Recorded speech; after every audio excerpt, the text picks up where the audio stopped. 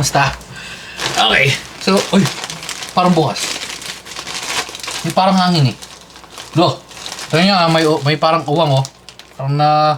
Parang nalepsihan to. Parang yung isa. Pumapasok ko, tinatanong niya pa kung sa kanya daw to. Nagbibintang pa, men. Nagbibintang. Pero parang bukas. Saktong-sakto natin sa video natin. Okay, kung ano to. Hindi naman maiispatan eh. Pero, ay nakita ba yung address ko? I-clip ko na, ikakat na lang natin or i-zoom na lang natin. Okay, pero buksan na natin to. At kung ano ba to? Ito yung pinapabili ko yung bik-bik. Kaso, ayaw tayong bilan. Di tayo sinusuportahan. Oy, excuse me. Sinasabi ko sa isend mo yung blitz, di mo sinisend. Kaya hirap-hirap kong bilhan ng kung ano, pag may gusto ka binibili mo agad eh. Okay, so, eto na yun. Bumili tayo. Well, originally, ang plano dapat natin, itong December, yung katas ng YouTube. Katas ng YouTube na. Uy, wait lang, kita ko yung address. Katas yung YouTube natin. Bibili dapat natin ng isang PC para mapag-giveaway. Kaso, hindi naman, wala, saktuhan lang. So, ang ginawa ko, binilan ko na lang yung sarili ko ng magagamit natin. Tignan natin next year kung makapag-giveaway tayo. Okay, so bumili tayo nito. Ayan, nakita nyo, Data Blitz. Naghanap na tayo sa iba't ibang store, sa ATC, sa MOA. Sa MOA hindi tayo nakapunta kasi ayaw niya nga puntahan, hindi na tayo sinusuportahan. Kumbaga ako lang, talagang sarili ko lang, talagang kung ano lang yung ano ko, ako lang nagsusumikap, mga ganun. Wala, hindi tayo sinusuportahan mga guys. Wow! So ito na nga. Tumingin na nga tayo sa ibang sa Data Blitz pero usually wala. Ang meron sila is nung Micro PC2. Pinagpipilian ko yun. Pero kasi, feeling ko mas upgrade na lang natin ng onte. So ito na nga yung binabili natin. Nakalagay naman sa title. Ayun sa Data Blitz natin nabili. Nakikita pala yung address. Tanggalin na lang natin to. Ano ba to? Ano yata to eh? Card payment. Receipt. Tabi natin to. Kakailanganin natin yan. Hopefully, hindi natin kailanganin dahil sa pa-warranty and all. Pero just in case, tatabi natin yan. Okay, so ito yung quick boxing. Maliit lang. Nakita nyo, maliit lang, di ba? Oops. Baka may matamaan. Yan. Okay. Ano sa palagay mo to? Ano to? Nakita ko yun sa financial ano. Ay, wala, lip si Hero talaga, putak eh. Ako sinerch ko sa Google. Ang computer mo naman, ang na to. Lip si Hero. Yan na nga. So, dahil na lepsihan niya na tayo, walang kwenta talungin to.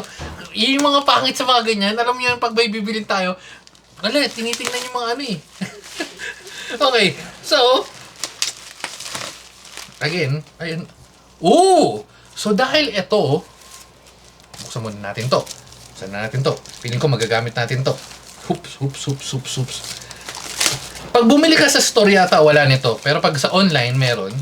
And parang napaka-professional shape natin dito. Oops. Kung kailangan pong review, meron pa sa card ko. Wala akong pakialam sa wala akong pakialam sa card mo. Yan. Wala tayong pakialam sa. Ayan may mga bagay talaga, may mga umepal sa gilid. Hayaan nyo lang. Yung mga naririnig nyo na boses sa gilid-gilid, hayaan nyo na lang yan. Okay, so ayan, tinatanggalan natin yung mga gamit-gamit. Ay, ang ganda. So tanggalin rin natin tong plastic sheet na to. Oops. Okay.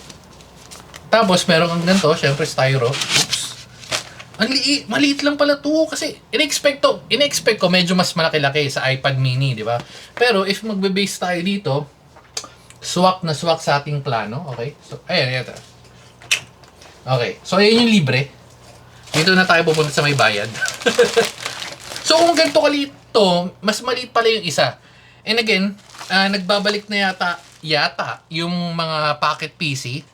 Well, before tayo pumunta dito sa GPD na to, nag-check naman ako ng ibang device na pwede. Kasi nga, pag lumalabas, although nakaka-remote tayo sa PC, pero kasi iba pag yung PC mismo talaga eh. So, kaya napunta tayo dito. Again, ang pinagpipilian natin is yung GPD Micro. GPD, ano to? GPD Pocket 4. Yung Winmax, tinanggal ko siya sa listahan. Parang feeling ko medyo overkill siya sa kailangan natin. At yung isa pa nating option is yung Piccolo. Piccolo N3 yata, parang ganun. Mas mataas yung specs niya sa GPD Micro. Mas mahal lang siya na onte, siguro mga additional 4,000-5,000. Ang issue ko doon is yung layout ng keyboard. So, yun na yun. Kaya, tinanggal ko na siya sa option ko. Kasi, ang gara ng layout. Pero syempre, if gagamit ka ng external keyboard, okay lang. Pero again, kaya mo binili yun para gamitin as is, di ba? So, yun lang yung sa akin. At, dito na tayo. So again, ito yung napaghirapan natin sa YouTube ng isang taon. Okay. Walang ganito ako nakita sa mga store. Usually, ang again available is yung sa ano lang.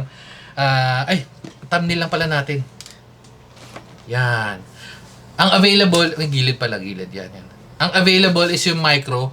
Hindi ko alam kung bakit. Tapos nga, yung nakausap natin doon sa store mismo, sabi online. Pero naka-order na ako. So, ang nangyari is, ayan, yan. Wait lang, lalabas kasi yung information ko. So, na-order natin ng 22nd and then today's date is 29. So, almost 1 week. Pero, ang ano lang doon, naka-order kasi dahil before sa kanila. So, mabilis lang. Parang order ngayon, na-process nila kinabukasan. Kung maaga, kung na-order, na-process nila kinabukasan and then the next day, na-deliver. Ang difference lang nung sa akin, itong in-order natin to, dumaan ng holidays, Christmas, and then weekends. So, yun. Kaya medyo tumagal. Anyway, so dahil dyan, bubuksan na natin to. Boom! Okay, nice one. Nice unboxing. Oops. Okay. Wow, solid. 11478. Hindi ko alam kung ano yung 1147 na yun, pero sige. Tabi lang natin yan dyan. Okay. Unboxing lang muna tayo. Yung setup, hiwalay na lang natin. Feeling ko naman, kung nanonood ka nito, malamang sa malamang is marunong ka na mag-setup ng Windows. If ever, may mga mag-request kung paano yung setup and all, gawa na tayo separate video. Pero for now, unboxing and then testing natin to sa separate video kung gagana ba yung ganito ganyan, yung mga games. Okay, ngayon, Pocket 4. Pocket 4. Bakit Pocket 4? Kasi nga, yung micro parang sobrang bitin. Feeling ko sakto lang if yung basic stuff lang yung gagawin mo, like Facebook or yung Word, mga ganun. Dinagdag ko na lang yung chance na pwede maglaro kahit papano na medyo portable. So, kaya tayo napunta dito. At dahil dyan, bubuksan na natin pag nakita natin yung bukasan. So, slide ba natin? Slide. Ayaw mag-slide. Open. Ayaw rin mag-open. Ayun! Magnetic shade lang pala to. 1, 2, 3. Boom! Uy! Ulit lang. Nice one. Nice one. So, punta muna tayo dito sa kasama. Ano ang kasama niya? Uy, nasira. Alo, nasira agad. Parang amoy spaghetti. Hindi ko alam kung nagugutom lang ako, pero parang amoy spaghetti. Ba't color white? Color white, USB-C, USB-C, pero matte. Ayos lang. Although di natin magagamit na to sa malamang kasi wala lang. Feeling ko hindi ko magagamit. Meron pang kasama sa loob. Wait lang, di natin matanggal. Siguro dito na natin kunin sa kabila. Okay. And super big. Ilan watts to? Kita ba? 100 watts. Feeling ko hindi na natin magagamit yung mga portable na charger natin. Lagpas 100 watts. So, pero hindi, still good, just in case na kailanganin natin. Pero for the time being, itabi lang natin yan. At least, diba? Dito lang siya, chill lang siya. Okay, so yun lang yun. Wala nang ibang kasama. Yan lang yun. Okay, dito na tayo. Wala na. Dito na tayo sa main unit. Uy, ano to medyo ROG unboxing yung ano niya. Kasi may pahili siyang ganito. Oops, wait lang. Meron kasamang manual. Para saan yung manual? Wala. Hindi na natin kakailangan yung manual. Kasi, okay. Boom! Dito na tayo sa main unit. Okay. Tabi lang natin to. Oops. Nice one. Medyo mas maliit siya sa ni-expect ko. So, mas okay. Nice! Nice. Okay. Boom! Uy, napaka-classic. Parang yung Honor. Parang yung Honor na cellphone. No? Box ng Honor. Okay. Boom! So, tabi natin yan. Kasi bakit hindi, di ba? Para dito tayo sa main unit. So, iPhone.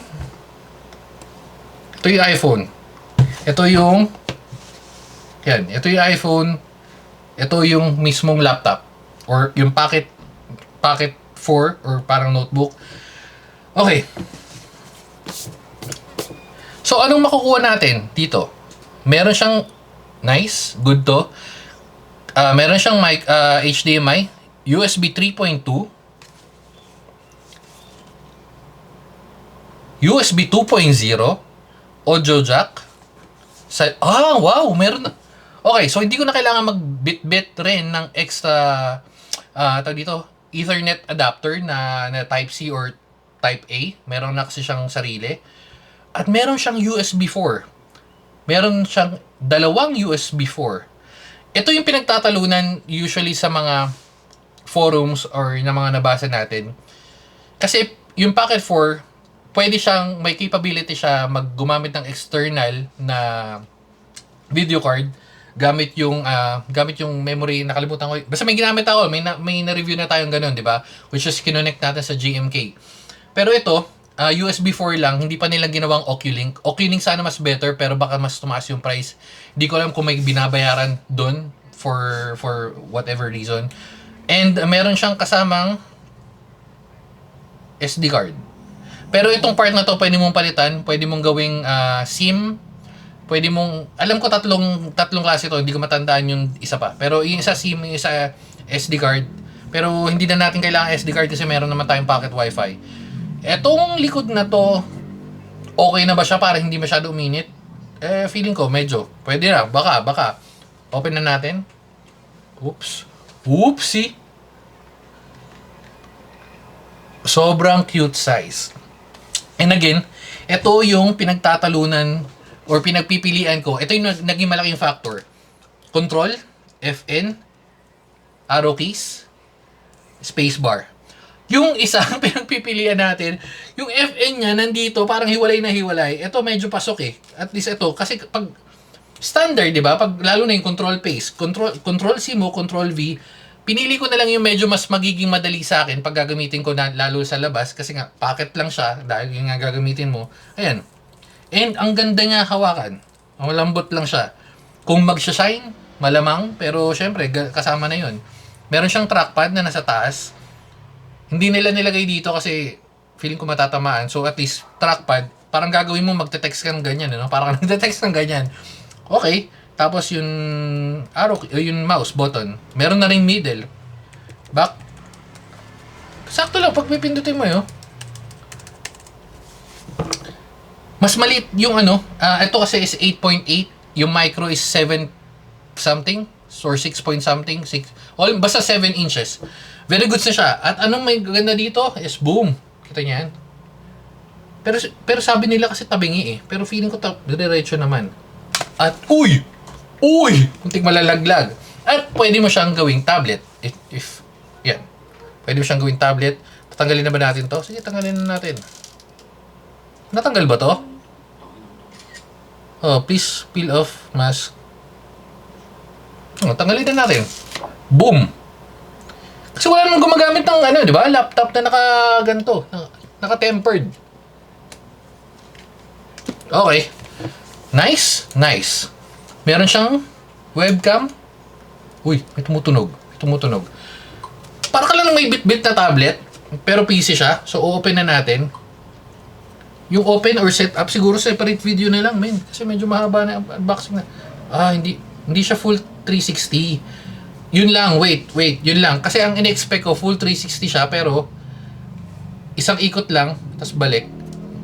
Ito yung sinasabi nila, hindi daw pantay. Pero feeling ko, sa tingin ko diretso naman yung hinge. Baka siguro kakaikot. Pero sa akin, sa tingin ko sakto naman. Okay, so separate video na tayo. Pumunta na tayo sa video ng testing at setup. Dami na natin setup kung kailangan yung setup. Pero dito na muna natin tatapusin yung video. Bye na guys. GPD Pocket 4. Babu.